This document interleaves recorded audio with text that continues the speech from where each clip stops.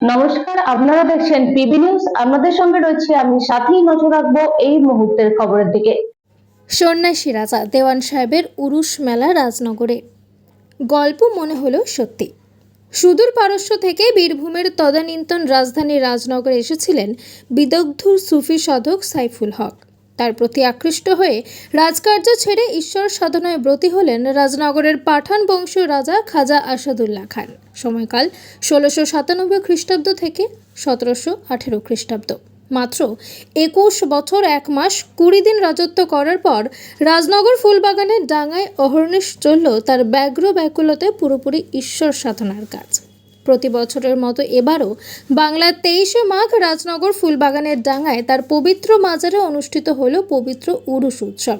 এদিন সকালে রাজনগর রাজবাড়ি থেকে রাজ পরিবারের সদস্যরা তার ব্যবহৃত চাদর মাথায় করে পায়ে হেঁটে বয়ে নিয়ে এসে প্রথম চড়ান মাজারে।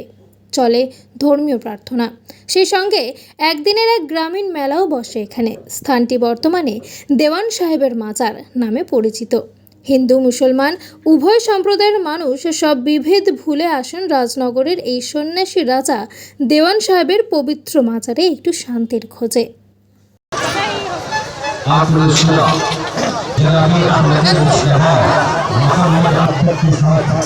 जितनी मोहब्बत आपने अपने नबी से है उतनी ही तुरंत आवाज का